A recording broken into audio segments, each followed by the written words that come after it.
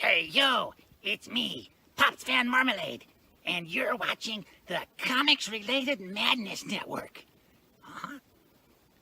So come get some. CromCon. CromCon.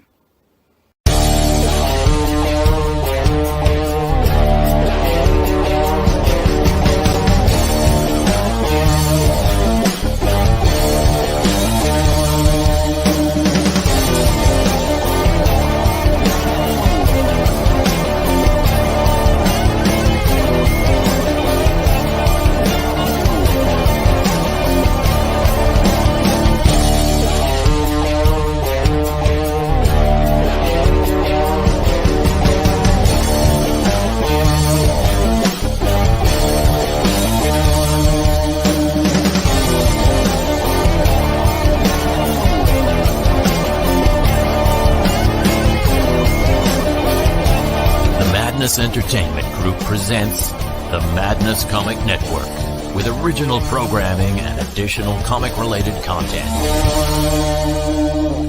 Hey, we want to shout out to our sponsors, Daytona Beach Comic Con. If you are a fan of comic books, if you're a fan of comic book conventions, and if you like meeting comic book creators and getting comics and comic-related stuff, then you need to make your plans to attend Daytona Beach Comic Con. This year's show is September 9th and 10th. Silverline will be there, so you should make your plans to be there too. We'll see you there. If you like comics and find yourself in the Orlando, Florida area, doesn't everyone come to Orlando at some point in time to see the House of Mouse? But when you're here, you need to make it a point to visit Coliseum of Comics, especially the one on East Colonial Drive. They carry Silverline comics, even a limited edition Coliseum of Comics version of our comics. So, when you go, be sure to ask for Silverline Comics and tell them we sent you. OCD stands for Orlando Collector Deviants. OCD, Steve and Trish, they're a family of geeks who promote geek things, particularly those around the Orlando, Florida area. They're big supporters of Silverline, and we think you should be supporters of theirs too. Go give them some love. If you are an independent comic book maker and you need to get your independent comics made, you need to look no further than Kablam Digital Printing. They print our books, and they do a bang-up job. They're not only trusted by Silverline, but many, many independent comic book makers. Head on over to kablam.com and see for yourself just how easy it is to have your comic printed by them. And tell them Silverline sent you.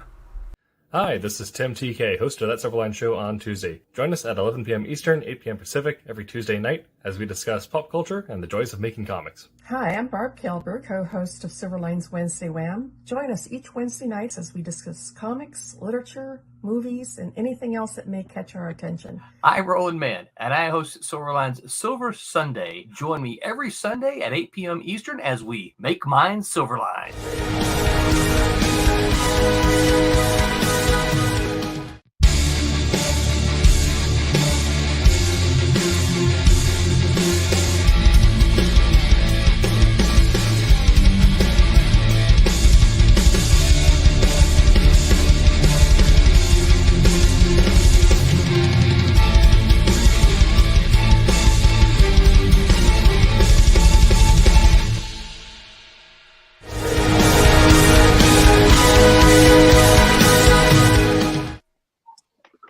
Hello, Internet.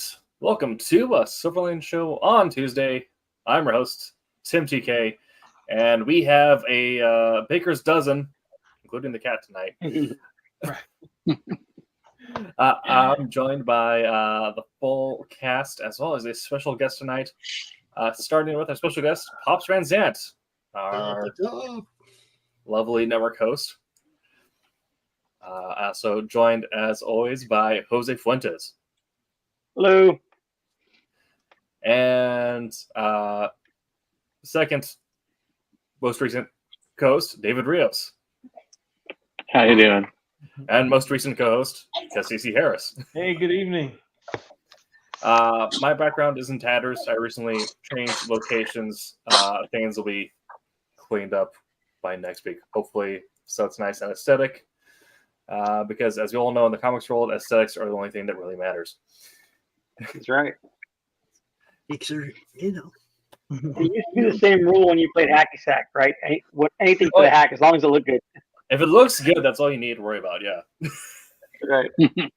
That's the same thing. If you're skateboarding, as long as it looks pretty, you can absolutely just, like, wreck your face. But if it looks pretty, it did good. That's right. We do have a little bit of housekeeping tonight. We can get into this at the top, and then also probably get more into it at the end here. But Pops is joining us to promote a new project that. He's at the end of the show. Do that in the show? Okay. Yeah, because the topic of the show kind of leans into. It does. It is very thematic. You know what I mean? So we'll say that we do have more surprise news. Not surprise for all social medias, but maybe surprise if you only watch the show to get you at the end. But it is tied into our topic for tonight. And that topic is building out your social media presence and, by extension, also webcomics, since a lot of comic creators now also use webcomics to further extend their presence online. So that was what we'll be getting into. I don't believe we have any other housekeeping tonight, so we'll get straight into it. Hold on. You gotta plug the Silverline brand, bro. You have to do that. That's true. If you head on over to silverlinecomics.com, you can get access to our storefront there to buy your t-shirts, merch, mugs, as well as our shop link to order all of your comics. We do have singles and trades. Wolf Hunter #1 is currently available. Wolf Hunter #2 coming out later this year, hopefully. That depends on formatting and all that good stuff. If you're Always part of the news, Tim. Always. If you are listening on any podcast services, go ahead, give us 5 stars, leave a comment, share it with a friend. If you're in the chat tonight, say hello, chat on with us. We already got J.E. Morales and Jawbone talking to us tonight, but we will be continuing on. Okay. Sure there will be more. We have lurkers. We do have more. We have some lurkers. So if you're lurking, we hope you enjoy the background noise and helps you go to sleep or whatever we do. Cece will sing you a lullaby. I'll try. I haven't sung in a long time. That'd be great. Dave will pitch in. It'll be a 2-part harmony. I'm committing you guys to everything. Yeah. Well, that's, a traditional inker, volunteer to the other members of the team, and then sit back and take the credit. Okay. Getting to tonight's topic, we are talking about building out your online presence. We've already kind of joked about this on previous episodes about how some of us are hermits who don't necessarily promote online as much as we should. I try to be pretty on top of it. My TikTok does mostly promote my Twitch, so twitch.tv/TimTK. But I'll open up the floor here. Shan't be lurking, but rather working. Well, we're glad to be your back and noise and help you focus on your work. So open up the floor here. What are the panel's thoughts on building out, what the importance of building out your online presence, specifically as a comic creator? We now live in a digital first age of marketing. So obviously that is a big part, but also a lot of people buy from creators that they feel a personal attachment to. So if you want to share some of your personal experience trying to foster that community or engage with that community, and the importance of managing your platforms as a creator. Let's let the actual creators answer first, and then me as a promoter of creators, I'll answer that from the perspective where I sit. Sure. Okay, so let them creators go first. For me, I am terrible at promoting myself online. I used to be really bad at promoting myself at conventions. I'd be like just sitting there, please buy my stuff, But now, like talking to Roland and tabling more often, I've gotten kind of out of that shell, to talk to people. I really enjoy talking about my process. You know what I mean? The way I do things, why I did this particular technique or this particular technique. Not so much, hey, buy my stuff. My stuff is awesome. It's for me. It's more like, hey, look at my portfolio. This is what I did. These are pages I worked on in this book. These are the techniques I used. That seems for me to work better than just kind of barking. Does Right? that make sense? Yeah, it makes total sense. I guess I'm going to start off by saying I'm a complete novice at this. I do understand why it would be important, but I guess how I engaged with social media and creators initially is I went to a convention and then I wanted more. And so that wanting more pushed me to their social media. So I'm just trying to understand how to kind of repeat that, right? Like I can only give you so much in person, and now you're going to want to do your research and I give you more, right? More things, and maybe things that are only exclusively offered online, but I'm still learning. So I'm the novice learning how to do this the right way. So. I'm pretty much kind of similar with Jose. I am really bad about the online presence. I prefer to do a lot more things in person, talk to people, plus obviously throw more humor out there, and things like old school, talk about old school comics and stuff like that, and works and things that I've done. So mostly in person than out than online.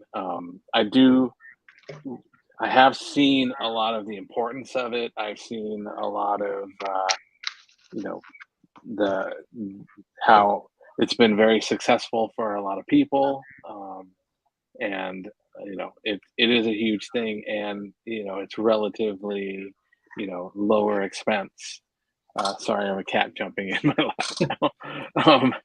But compared to traditional printing and stuff like that, if you're trying to take the project on yourself, so it's a great way for people to get their stuff out there, do their stuff online, and be proactive on that without a lot of the initial expense of marketing and self-publishing and all that stuff. So.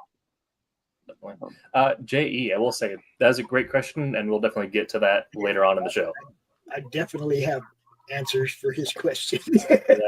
Yeah. But what about your experience in it? So I'm pretty active online, but I do it in a way that won't make sense traditionally, but makes sense if you grew up online, which is that the way I promote my content is by making more content. Mm-hmm. Because the whole thing is you never want to be the ad around the show. You want to be the show that someone's watching. So my main way of promoting my comics or my social or my creator presence is by creating content on Twitch, and then turning those Twitch clips into things on TikTok, YouTube Shorts, Instagram Reels. It is a decent amount of work, but being a work from home marketing manager is pretty nice. If you want a job that's conducive to being creative, go into marketing. You don't work in marketing. Well, I could say that, okay, for these guys who were shy or didn't know exactly where to find their footing, that was where I came in. Okay, I'm not a comic creator. I was a radio DJ back in the day, and I'm comfortable in this chair. Okay, when the big C wiped everything out back in 2020, I had a whole bunch of friends going, "What am I going to do?"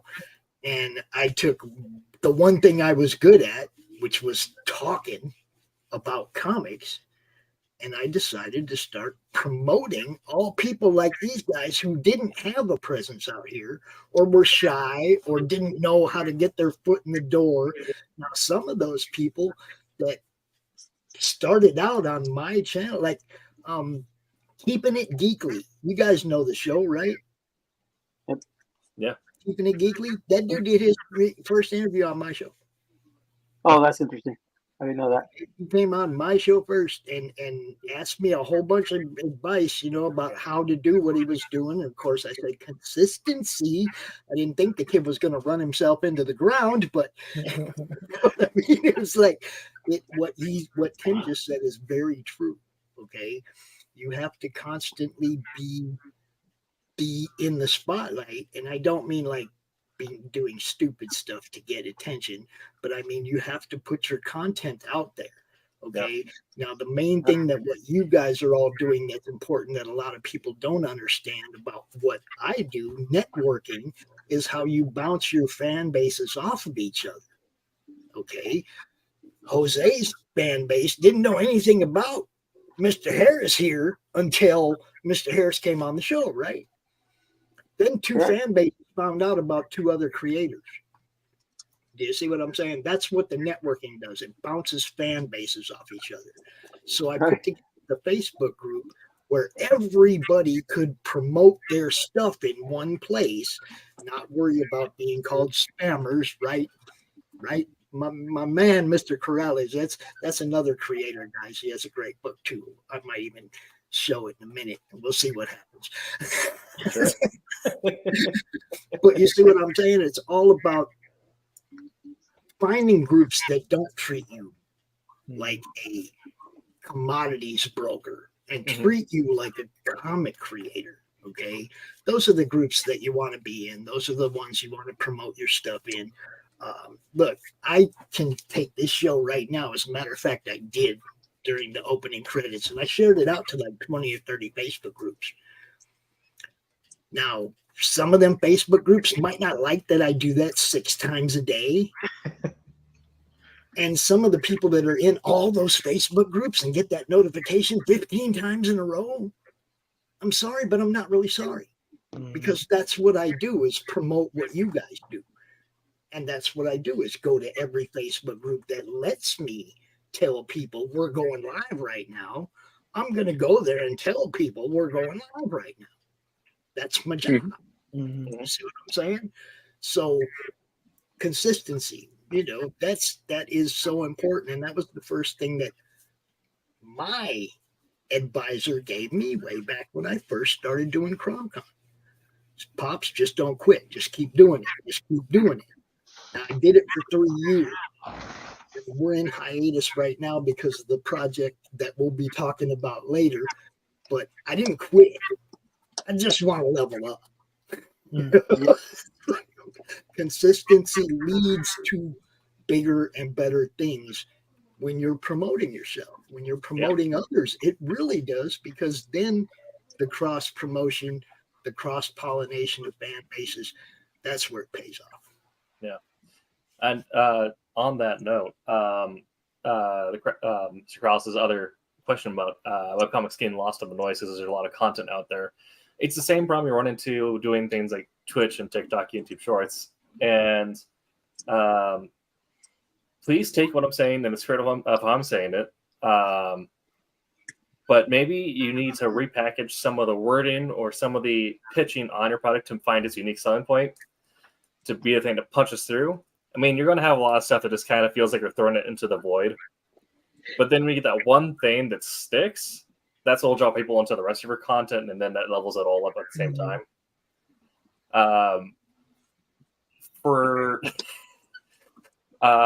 This is what makes my content, my way of marketing content, very non-traditional in like old school comic sense. Are you guys familiar with like classic? Well, I'm sure Pops is, but classic 90s, early 2000s late night sex and romance radio? No. Just giving people send in their relationship questions, or usually only Dr. Drew, man. Only Dr. Drew. He was funny. He was the only one worth listening to. But I go through when I'm doing my Twitch stream, like in between Final Fantasy 14 roulettes or queues on League, I will go through on relationship Reddit and read through people's most intimate like confessionals or questions, and we'll break it down and give advice based on that. And that is done surprisingly well when I convert those into YouTube Shorts moments. Somebody tell Roland I made it through 20 minutes without dropping any bad words. You're doing very well, Pops. Yeah, we're Yeah, past the we have timer now. faith So in if you, you want to let loose, yeah, you can let me I'm keeping track because, you know, Yeah. I mean, that's one of the things when I told him I want to go out on the show, he goes, now remember, it's PG-13. Yeah, unfortunately, with me is I kind of ride that line, but yeah. Well, I mean, if you've seen every other show I go on, you know yeah. they ain't PG-13. You know, No. I mean, but this is one of the things that I love about the whole network is that everything's different. Mm-hmm. Everybody's show is fresh and different. Yeah. And I love being able to just scroll through our playlist and go, man, that was a great show. As a matter of fact, you know what I had to do? I had to pick the top 10 shows that we've done over the last 4 years. And we have 2,400 videos on the network. It was really hard to pick 10. Wow, that's a lot. You know, it was real hard to pick 10, but I think I did a pretty good job. It's for the preview Roku channel. It's like you get to put 10 shows up there that people can preview of your upcoming content. So we're going to get that set up and running here real soon so people can see some of what we got to offer. You know? But we'll get to that. Yes. We'll get to that for you. Okay. So Dr. Demento was better. Oh man, now he's getting into that's totally different. It's a different brand of content, but you know, I appreciate Dr. Demento, Space Ghost, Coast to Coast, also a great interview show. All right, so we discussed the importance and kind of the power of building your online platform, but this is the general overview of it, why you might want to do that. Let's get into how you choose your platforms and the different media types that they can offer. I will again let you guys all go first because there's been an evolution of why this is better than that. Okay, exactly. So we have, you know, our traditional written out content. It's just your Twitters, your Threads, your Reddits, Facebook before they went video first. Image-based content, things like Vero, Instagram, and video content you might see in YouTube, and then also shorts on TikTok. And also, if we want to get really into the nitty-gritty, we can get into short form versus long form and pros and cons of each. But for the most part, just like the general idea of what, and if you don't create platform on all these, or you don't create content on all these platforms, where do you find yourself naturally gravitating to someone who consumes content from creators, and why? So open the floor as I already kind of mentioned that I find myself on streaming and short form video. I can get into why I find that beneficial as a writer, even more so than using text-based content like Threads or Twitter, really.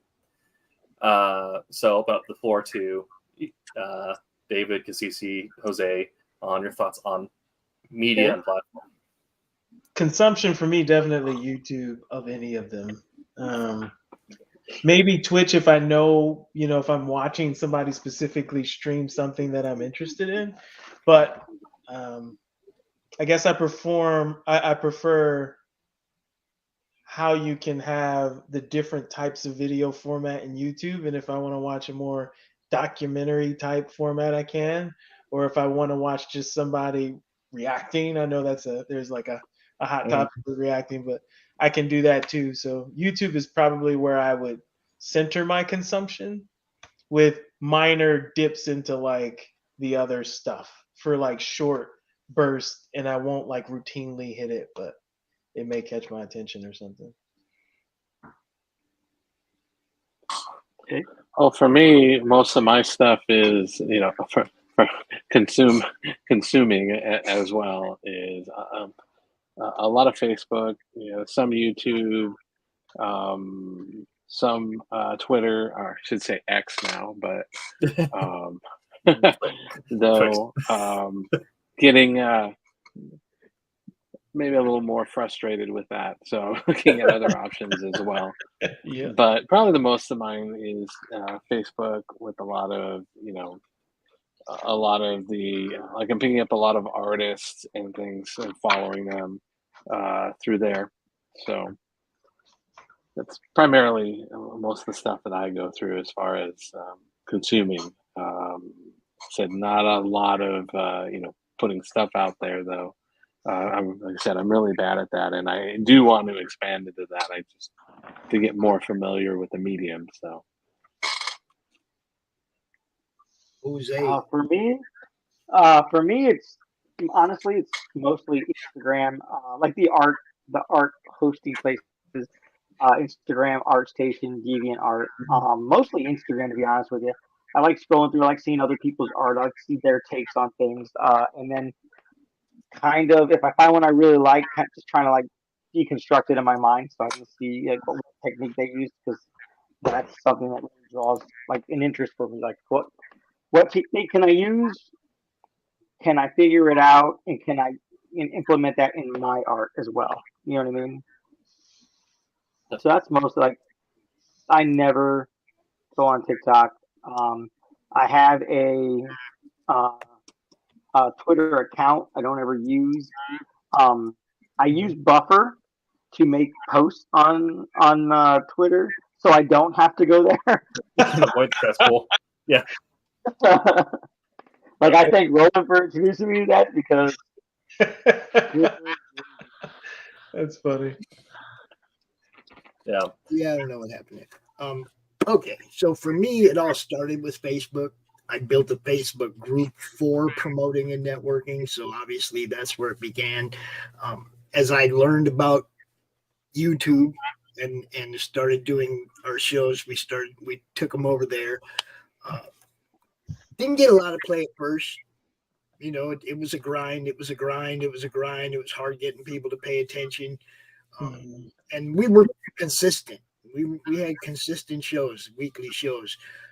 CromCon changed all that when we started doing that big monthly event. And we were getting days where we were getting 250 views, and it was like, you know, it was starting to feel like we were making some kind of a difference. Facebook, though, seems to like to allow scammers to claim audio content against your videos. And I do a lot of videos. That means I fight with them. I have to challenge all the time the scammers' claims against my audio. I have to do it on every show. I'm getting tired of Facebook. YouTube, same problem. Okay, we have a show on our network called the Horror Movie Club.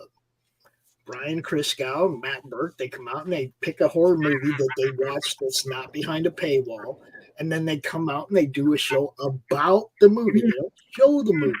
We talk about the movie. We might show the trailer all chopped up and talk over it, and these clowns still want a black screen 5 minutes of a show.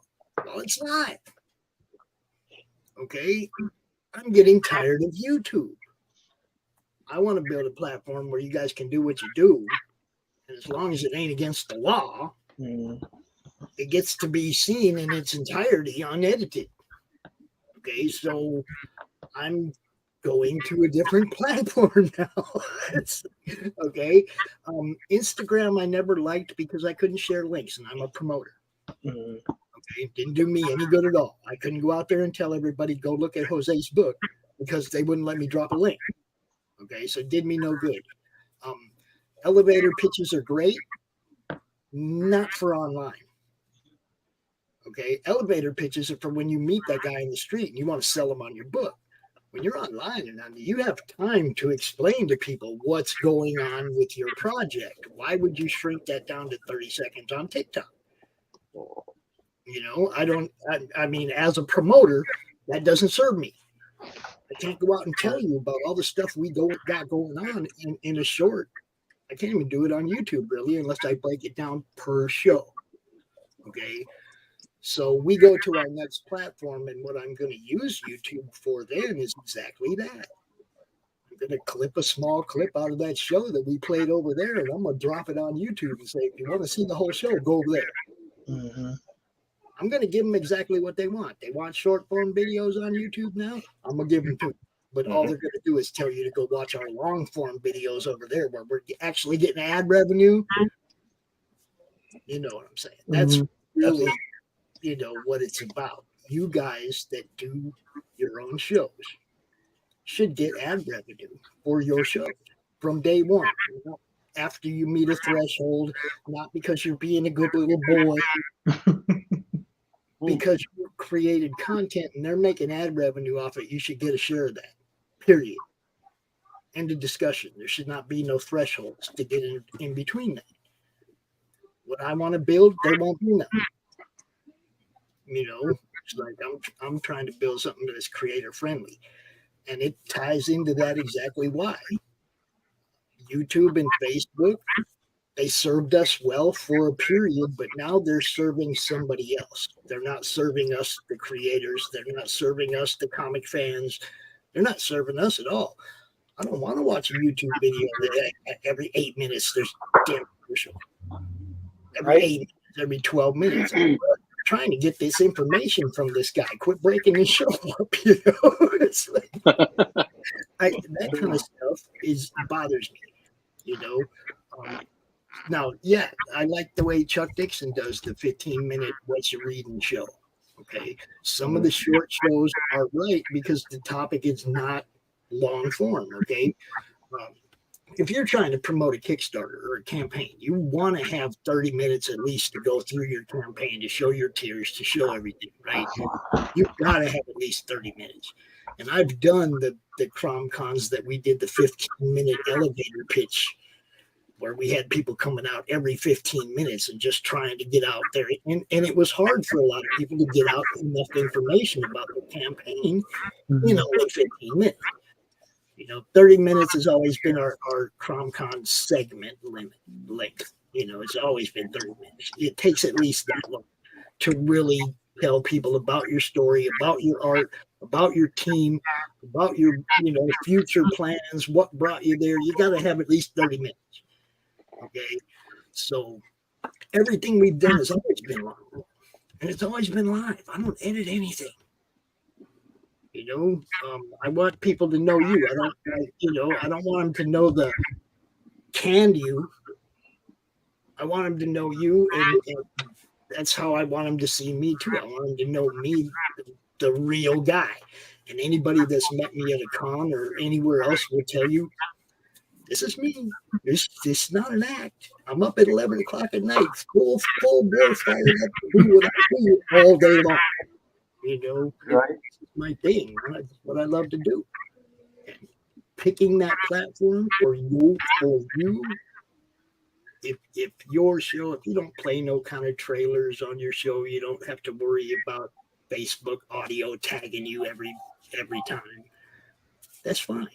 But if you're like us and you promote different books and they're all trailers, different music, you know what I mean? Get those kids. So picking the platform is important. Knowing the rules on the platform. Yeah. Okay. Now my problem with YouTube is they change too much.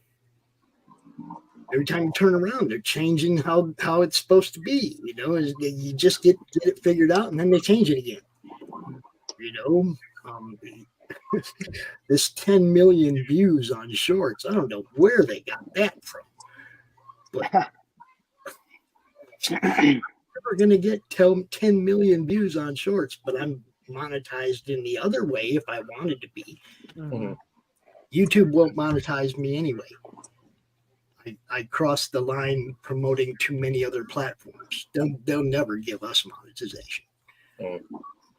We have shows that don't police themselves that well. They'll never get monetized. We have people that only have 100 subscribers. They're a long ways from getting monetized. I want to build them something where they can get monetized today. Absolutely. YouTube served its purpose as far as comic book creators go. I feel that it served its purpose, but I do feel like we can build ourselves something better. Sure. I do find I hit in with a couple points there. I find that a lot of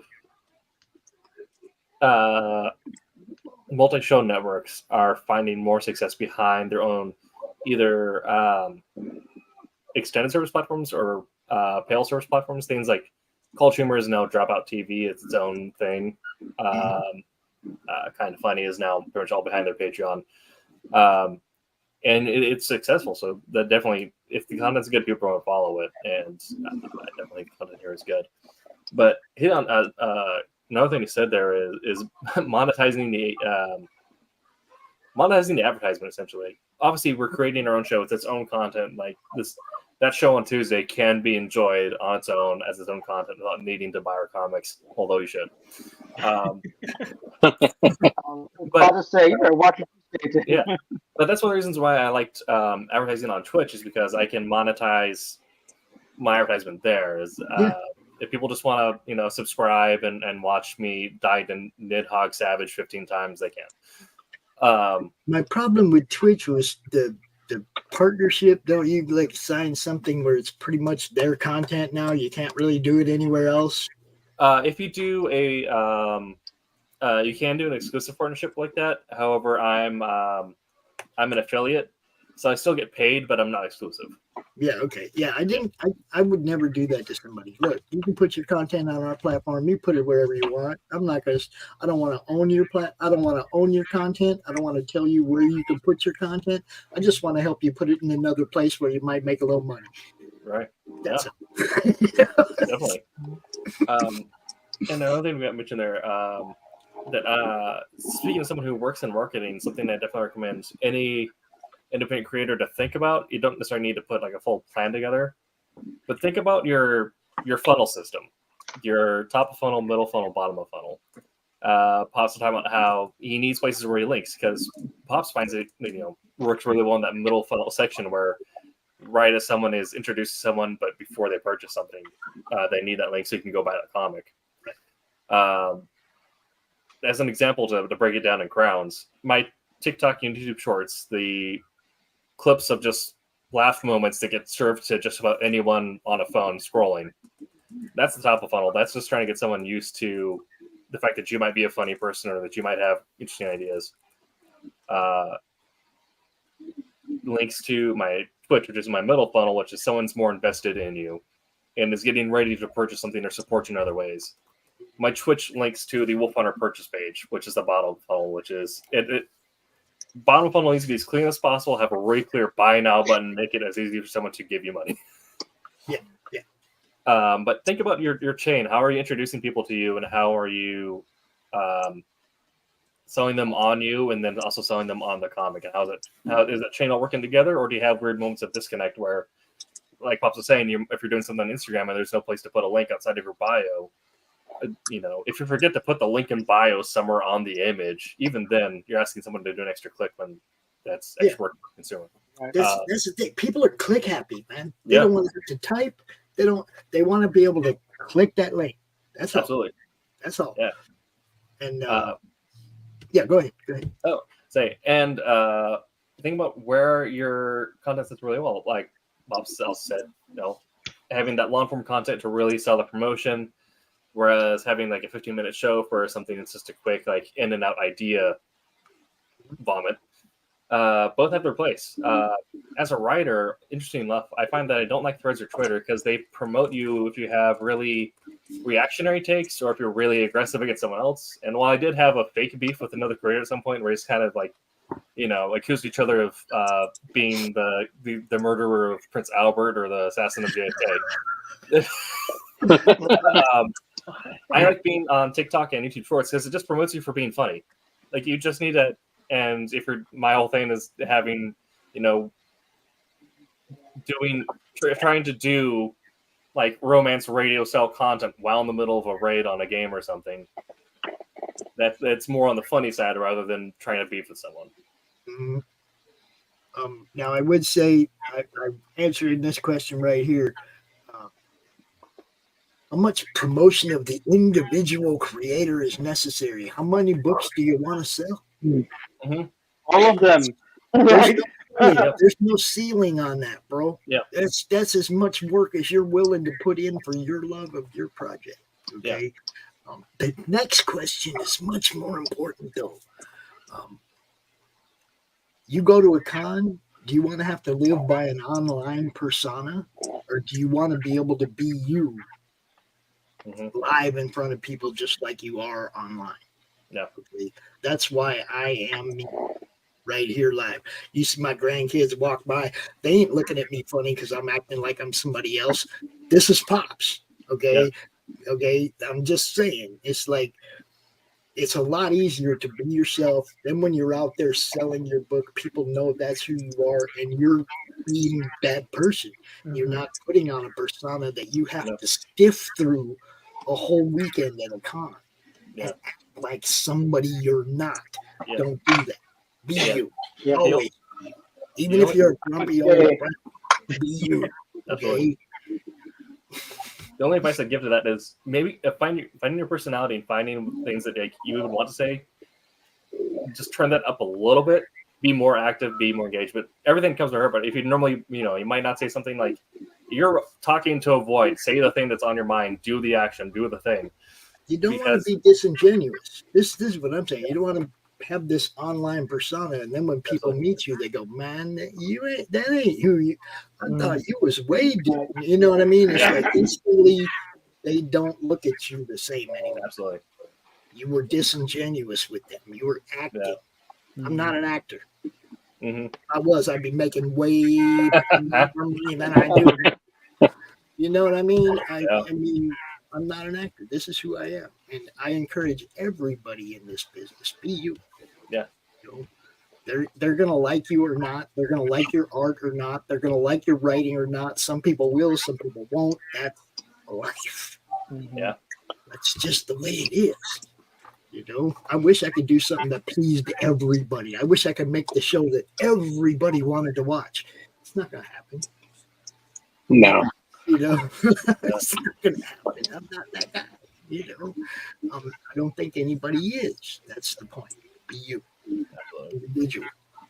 We've been clipping through the show at a pretty good rate. So before we get into our last 30, talking about some super exciting news to promote, we did mention that we'll be talking about how webcomics are tying into building out your online presence. Corrales also had a question earlier about getting through the noise.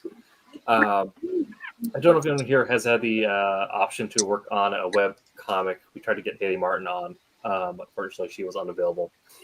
But I find that webcomics, depending on the platform you go through, are almost hitting the classic dealer motif of first one's free. You'll have some pages. Yeah, no. But it's the idea of you're creating the content that you're trying to sell, and you're putting it on a place where people can read it and have access to it. It may be, it probably won't be as long as your content, your comic you're trying to sell. Probably won't be as, it may not look as good as your 22-page floppy, but you're creating content out there to get in front of someone's face that, like, if you want to read my comic, this is another comic that I've written that's available to you for free right now. Read it on your phone, on your way to work, or whatever. And you're developing that funnel, that sales funnel again.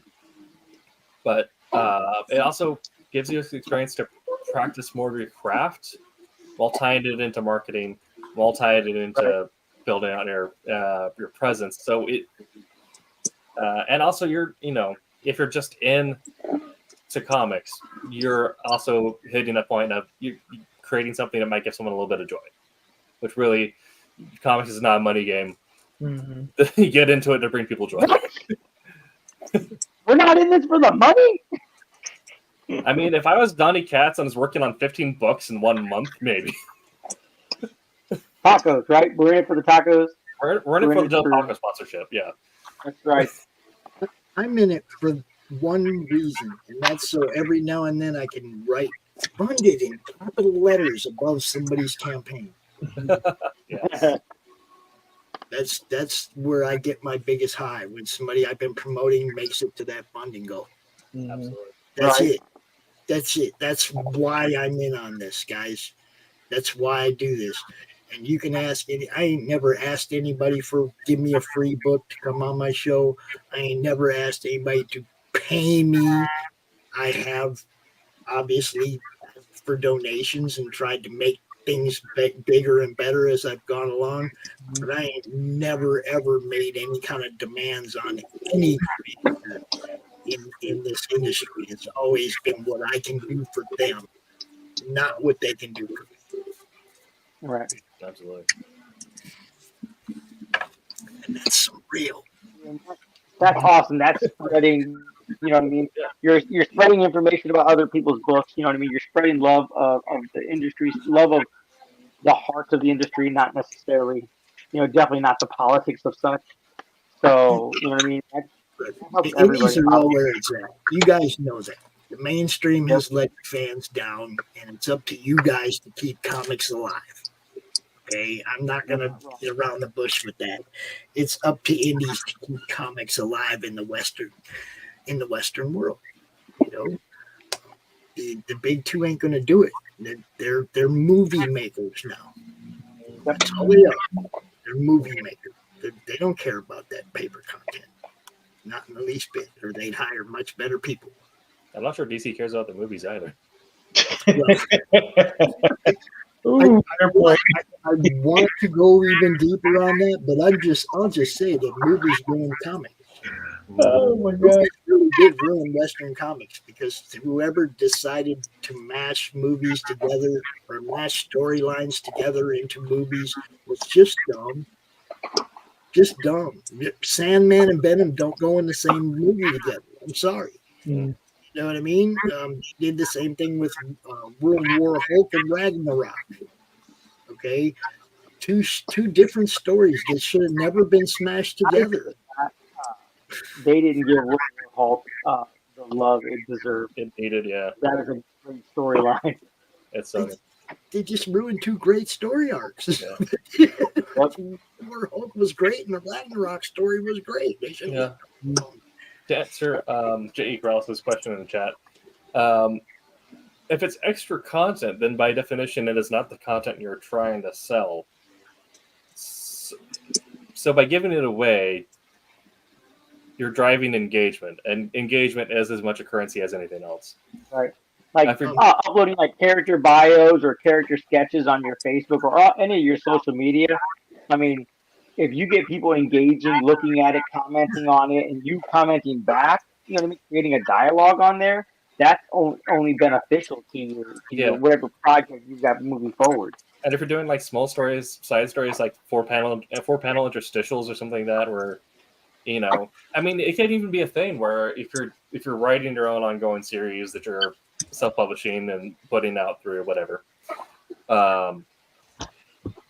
if you can even do something like you've seen in like other connected universe comics where you say like someone talks about something blurb, see what really happened in blah blah blah issue blah. You can have something like, hey, see what happened on Facebook.com/whatever, just to build that audience retention. Because if people can get your stuff for free, they're gonna want the big chunk of it. So if you're giving them the small chunks, they're gonna try to buy the big chunk. Mm-hmm. And one thing I know Roland does is he'll take a page, and he'll just grab a panel from it and make, just post like that suspenseful panel or whatever online so that, hey, look, y'all go fishing. Stuff going on. Go fishing. Just keep that interest. Do any of you guys go fishing? Only video games. We call that baiting the hook. Yeah. Okay. Right. Put something out there to get them looking at it. Yeah. Then they come nibbling around it. You set the hook, and you reel them in. Okay. Chumming the water. You're chumming the water. Yeah. That's the whole thing. First one's free, second one costs, but the third one's glued. That's right. Look, all the marketing tricks have been done. They just get redone. Mm-hmm. They just get redone. They get redone. Okay. Everything that I'm doing right now with this new network, I'm sure it's not new the way we're promoting it. Okay. It's going to be a hard sell because it's not a comic book. It's for comic people. I knew it was going to be a challenge. I'm not afraid of a challenge. I'm not even afraid of failing. I don't want to, but I'm not even afraid of failing. I just know that right now is the time to do this. We're all talking about online presence. We're all talking about how to get seen, how to get seen in front of people that haven't seen us before. Okay. I want to take all this to a place where we haven't been seen before. I want to go to Roku. I want to take my whole network, every show, and everybody else that wants to come along, and build us a view-on-demand Roku platform, just like Netflix, where somebody can binge watch your show from beginning to present and going forward. Okay. Weekly uploads, whatever, if you do a bi-weekly show, if you do a 5 times a week show, like you guys know Silverline does 3 shows a week. That would be 3 uploads a week to the network. And Silverline's in, just so you know. This show will be seen on Roku. Okay. All the shows on the network are going to Roku. And I'm trying to bring in more and more and more and more. And sponsors and ads. Okay, everything. I'm trying to build this just like a regular, just like Netflix. Okay. I'll say you're basically you're creating a indie network for indie comics. Yes, for comic creators, for everything, hobbies, for movies, reviews, whatever. The stuff we love. Just for the stuff we love. I don't want all the politics, crap, fighting. I don't want that. I want this network to be for the things we love.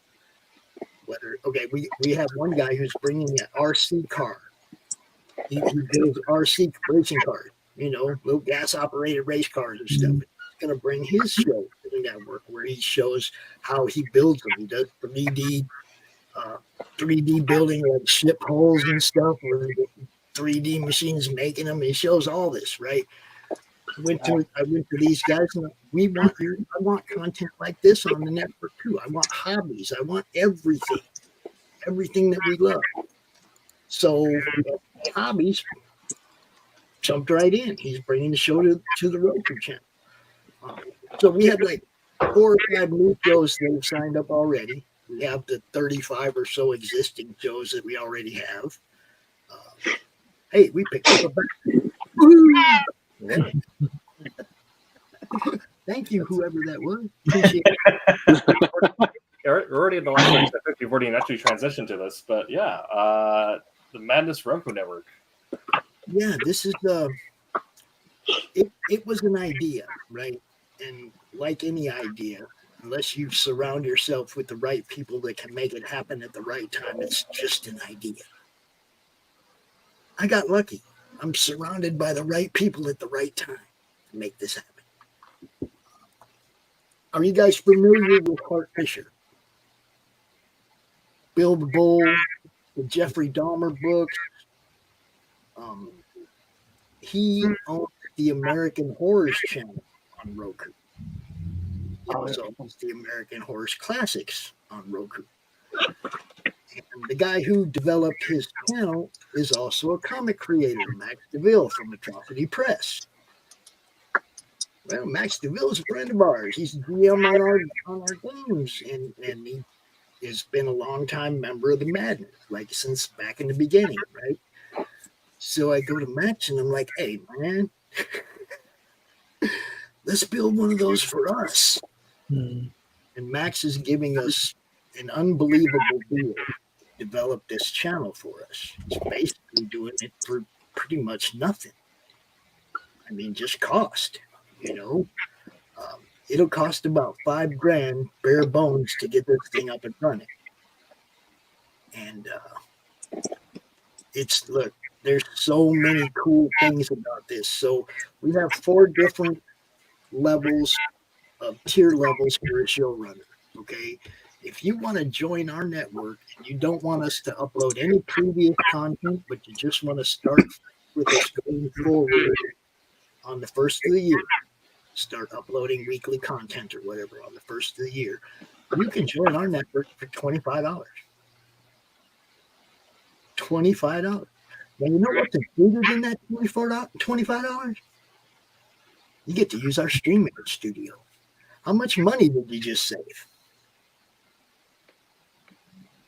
That's just bare bones me helping you save money. I just said you can use my StreamYard to do your show all year for $25. I feel like also to Yeah, give that's people, pretty cool. yeah, to give the uninitiated context, building a network for $5,000. If you haven't worked in film at all, $5,000 can be the cost of a camera. Yeah. So this is already, it's already an insane deal. This is the servers, the streamers, the analytics, just the bare bones stuff to be able to upload content and start running the network on the first of the year. Just the bare bones is $5,000. Now, yeah, we want more than that because there's a lot of other stuff we could do. But there's your breakdown. If we get $5,000, there's your breakdown. The server is 31% of that $5,000. $1,700 is for the server for the year. And server costs can go up and down, just whatever it is that day. So Frick knows what it's going to be by the time we actually go do it. So then StreamYard with the extra seats. You see, we're including StreamYard into our budget so that you have professional StreamYard to use all year. It's part of the campaign, part of the budget. Okay. So you join us, you're going to have free StreamYard all year. I just saved you money. Mm-hmm. Now, when I say we have different tier levels for Flow Run, the different cost is only the amount of work that Max has to do. Okay, if you want him to upload 100 previous videos that you've already done, that's work that Max has to do. That has value. I'm not letting Max do that for free. So, okay, 100. If you want us to upload 100 videos, I think it's like $125 or something. I don't know. There's 4 tiers. Like I said, each one of them is based on how much work you want. Up to 100 videos, up to 200 videos, and I think up to 500 videos. So the more work, it costs a little bit more money. But the cool thing about this is you can come in at the top level where Max uploads 500 videos of your previous content ahead of time before this thing launches. And it's still saving you money because of the StreamYard. Okay, the free StreamYard for anybody who's paid for StreamYard Pro for a year knows that's $640. Mm-hmm. Okay, if you come in here and we upload 500 videos for you and it costs you $225, and you get StreamYard Pro for the year. So I still saved you money. There's no tier here as a showrunner where you lose money because you're getting free StreamYard for the year. Okay. So now the ad tiers are a little different. The ad tiers are a little different. We have 1 month video ad, 30-second video ad. We'll play it at least 3 times a day. But with the amount of content we have, the amount of ads we have, your ads are going to get played a lot more than 3 times a day. We don't have enough ads to thin that out yet. Your ad's going to get played a ridiculous amount because just the amount of content we have, the amount of choices. Now you got the 3-month sponsorship video ad, you got a 6-month, you got a full year, and then the BIP sponsorship, which is basically everything that we do. We put your logos on all our promo cards. We give you 4 different ads throughout the year. So if you're one of them people like Max that does 4 different titles and you put out 4 books a year, he can do 4 different ads, 1 for each campaign as it's going live. 3 months for that campaign, 3 months for that campaign. And the great thing about the BIP is anything that I think of to help sponsors, a BIP guy is going to be in on it already. He's already bought his way into that. You know what I mean? Anything I think of to help the sponsors, he's going to get for free. Somebody else might have to pay for that because I don't know what that idea is going to cost. Somebody else might have to pay for that. But if you came in as a VIP sponsor, anything I think of, you're in ground floor all year. And basically anybody that gets in on this is in ground floor this year. Anybody. You're in ground floor, man. And that could lead to who knows what if this takes off. Now we have a referral program. if you talk somebody into bringing the show to our network, we'll give you a free 3-month ad in the network anytime during next year that you want it. So if you talk somebody into bringing the show to the campaign, through the campaign, and they join through the campaign, I'll give you a free 3-month ad sometime next year. I need more ads, so I'm willing to give those away. I need more shows, so I'll give ads away to get more shows. You see what I'm saying? I've thought this through. I've really thought this through. I've gone to some very smart people for advice about what to do about this situation, that situation. I'm ready for this. Now, if you're a fan and you just want to help us out, we got stuff for you too. We got a bunch of different PDF bundles from all kinds of different creators. We got little crochet crom. We got all kinds of stuff. Okay. Sketch cards from different people, T-shirts, just whatever, tons of stuff for just a fan, just to help us out to get to that 5,000 mark so we can make this thing happen, guys. There's also a waxing I'm reading. There's a waxing that might happen. Rich Pirata, my co-host on Monday Madness, on last Wednesday's Doc's Coffee Shop, he waxed his back because he had told Doc if Doc got his comic funded that he would wax his back live on his show. Doc's comic got funded, Rich waxed his back. Now, the cool thing is, before he did that and found out how it felt, he said that he would wax his chest live on Monday Madness when this gets funded. Look, this is great entertainment, guys. If you've never seen Rich get waxed, right? He's a big, hairy dude. Go watch Doc's Coffee Shop last week. You will see what I'm talking about. It was fun. It was really fun. We have some stretch goals as well. If we get to 7,500, we're going to release the very first Crom Ashcan, which is done by Doc Blaylock, story and art. And it's a great little Ashcan. You're going to love it. It'll be the first true appearance of Crom in the indie universe. We have a Sheriff's Challenge coin. At 10,000, I am going to cut my hair off and donate it to Locks for Love. Wow. That's awesome. And trust me, guys, this hair ain't been cutting long. Right? Long. Like, I haven't cut my hair off, any of it really, since my mom's wedding, and that was 13 or 14 years ago. So, jeez, Pop. I don't like scissors, man. Don't come near me with those. You want to see Tim wax Jose's chest? Come on, man. What, all three hairs? No thanks. I'll have to go back and bring back our Tampa Bay promise. If maybe at a 10, also I will go back to my wrestling school learning years and teach Jose how to take a bump, and we might do a German suplex through a table or something. I tried doing that at Daytona Beach. I tried getting Tim to body slam somebody through the table. Now, there's a couple of tiers also that are creator friendly. Okay, like Lori Calcaterra from Path of the Pale Rider. She is live, right? That's hers right there. Oh, wow. Just funded.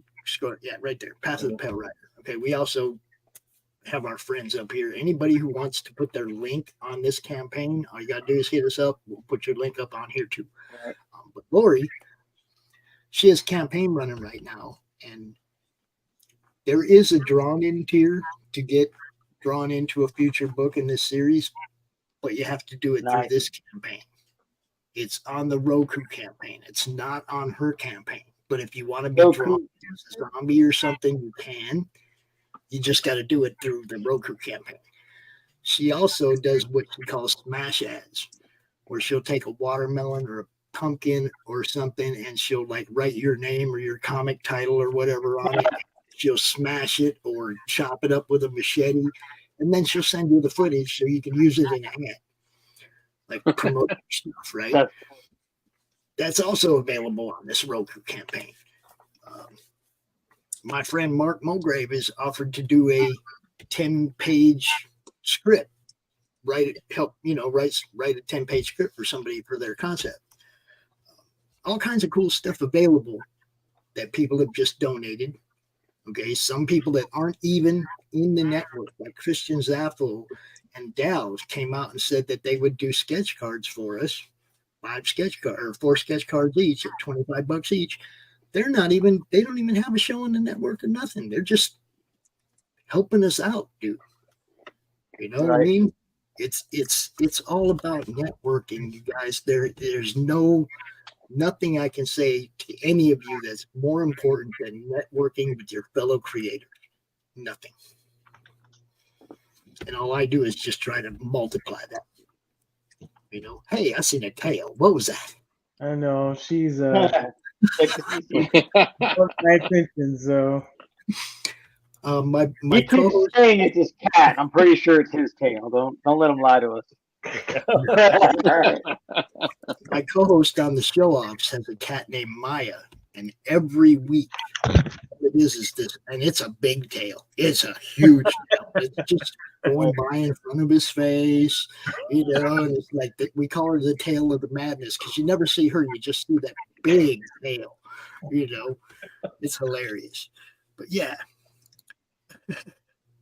Joel E. I've called you Jose. I don't know. This just what I call you, bro. But look, he's got a great book too. Wonder Kitty and the Improbable Girl. That's good stuff, guys. If you haven't checked that out, his book, his little series is kicking butt too. Yeah. Everyone calls me Jose. In high school, I went by Joe. Growing up with my parents, I went by Joey. But like, you know, you grow up, you be a man. Like, my name is Jose. You know what I mean? That's the name I was given. That's, you know what I mean. That's my given name, so that's what I go by. And yeah, you can see all the different friends of ours who we promote. You know, like I said, there's Carissa's Redemption. Okay, that's Kristen. Yeah. Yeah. I've read her book. Her book is great. I have them all right over there. Right over there. Do you really? I don't have them all. I think I have like 1 and 2. I gotta get with her because I'm gonna send her an email about something. She's in sign up on number 7 now, bro. You got to catch up. I'm way behind. I know. She is quick, dude. Look, I met her 9 months ago, and she was working on book 1. Yeah, she is. Signed up for book 7 now. 9 months later, she is non. Yeah, the cover was the alternate cover for book 7 is freaking phenomenal. Dude, like, all kinds of killer stuff. She's awesome. Some great stuff. Yeah. And right there, Critical Blast, that's one of our sponsors. He will be doing all of our physical fulfillment for everything on this campaign.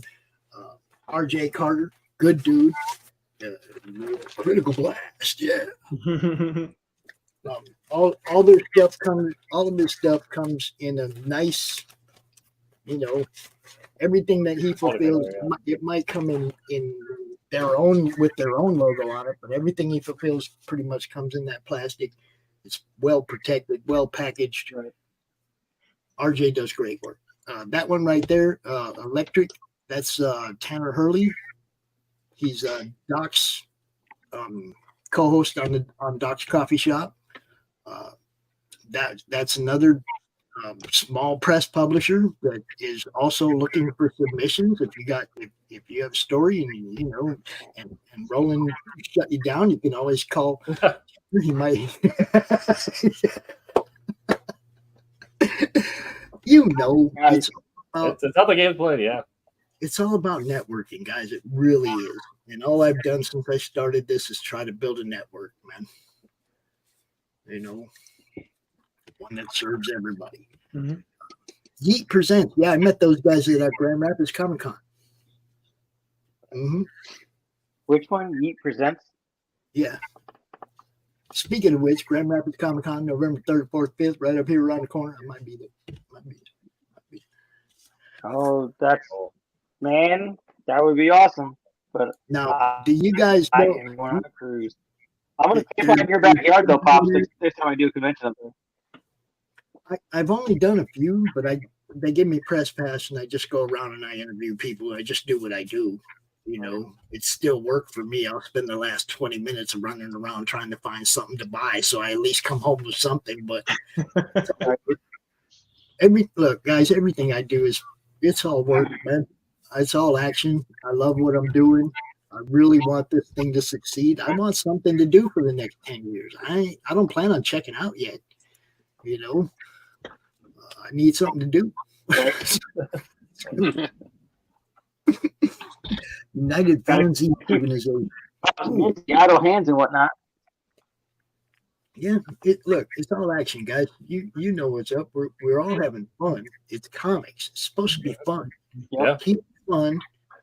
Keep it fun. Do fun stuff. Encourage your friends to wax their chest on your show. Absolutely. My God. Absolutely.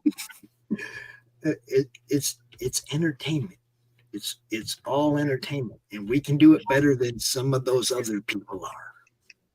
You guys, the comic creators, can do it better than the big two does. You know it. You look at your stuff and you go, man, that's so much better than that book that I read last month. That I paid for. You know, all of that is love, Pops. Like, you know what I mean? Like, I think, yeah, you love comics, but when you work for a bigger companies, you kind of get lost, and it's not about like the love and the family of working on comics together. Well, it becomes you're doing what you're told to do and not what you want to do. Mm-hmm. Absolutely. It's supposed to be independent comics, man. I like Marvel and DC, but if they gave me the job to write Spider-Man, I'm going to write Peter the way Peter's supposed to be written. Mm. The dude that has conscience problems, who won't even steal a little gold notebook. You know, right? That's Peter, right? That's the guy. He has insecurity problems with his women, and that's Peter, right? Peter like Peter. You know, and they wouldn't let me do that, so I wouldn't be no good. I wouldn't be a good fit there now. They wouldn't let anybody do that. Nope. It's all Miles or whatever now. You know, it's all about a completely different character. I still want Spider-Man. Sorry. I feel you're preaching to the choir on that one, Pops. Truly. Yeah. We all feel the same way. Yeah, it's sad, but you know, like I said, you guys know what you guys do, and what most everybody watching that's a creator does that I know is pretty much better than what they're doing, which is why I'm working for you guys and not them. If I thought what they were doing was great, I'd be out here talking about what they do. Saying, you know, it's my future, and I think the future of Western comics is independent, and I'm going to push that, and I'm going to build a network that does push that. Right. Well, we definitely appreciate the space you've given us so far, and we look forward to seeing what we can do on the future on that Roku channel. So, I mean, I know you guys still do your thing on your YouTube. Yeah. But I know, you know, it's like, have you noticed growth over there for being associated with what we're doing over here? Absolutely. Our average viewership in general, like, even though, you know, it's mostly lurkers and we love our lurkers, but our people come in after fact. But yeah, there has been noticeable growth, and also a lot of people go through and listen to us on podcast services just on their way into work or anything like that. And, you know, just being part of that network has been really great. I mean, everybody who's joined the network over the last year, nobody's left because they're not getting growth. Mm-hmm. It's like everybody's here because they like what we're building. They like what's happening. So, you know, I got shows that I don't have anything to do with on our network that get tons of views. I love it. You know, I don't even have to produce that show. It just got a ton of views. Right on. Bring that guy to Roku. That's, you know, I just want to sign everybody up, man.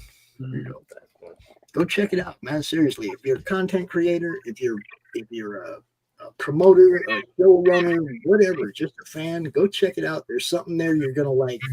Help us build this thing. Yeah. Not only that, but you guys know that Star Wars scroll thing that goes up before every show. Yeah. Crawl. Yeah. That, you know, that we're gonna do something like that with all the names of all the people that help us build this thing. Awesome. And it'll probably be something that plays at the end of every show or something. I mean, not everybody's gonna watch it, obviously, but it'll be there. Right.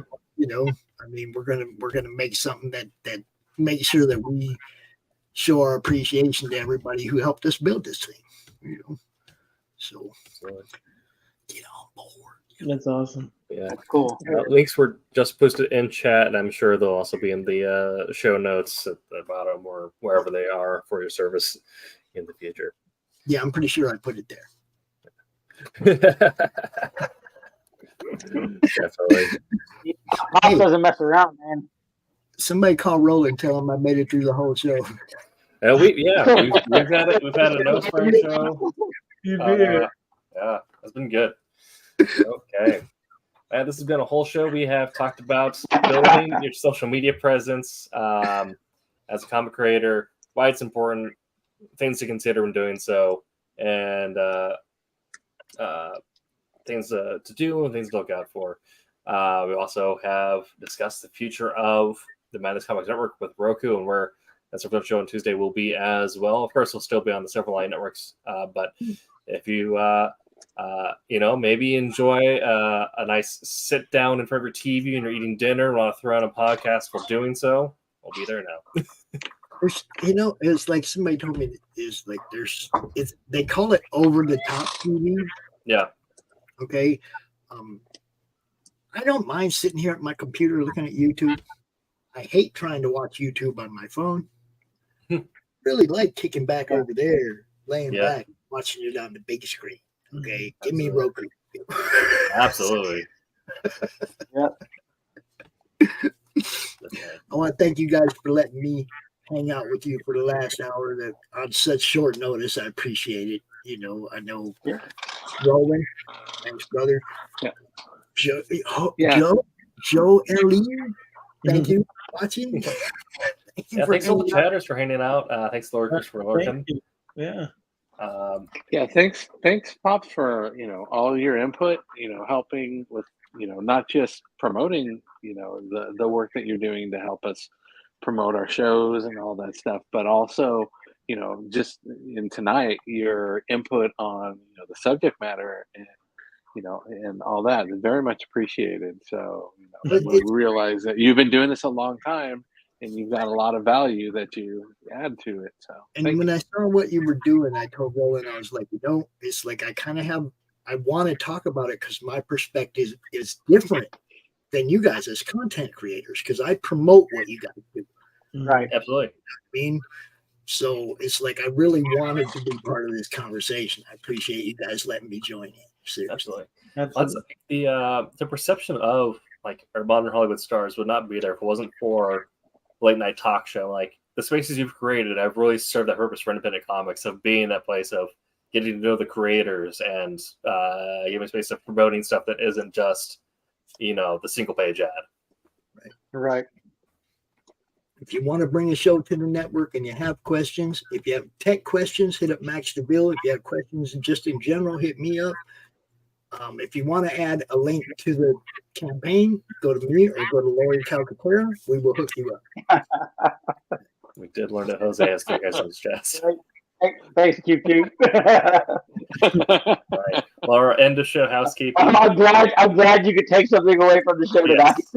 Important stuff. And end of show housekeeping. If you want to see Jose's 3 chest hairs, make sure to follow him on Instagram. Head on over to silverlinecomics.com. Can we get you to duct tape them off? Oh, Lord. Oh, my You don't even need a strip of wax for that. Just let that.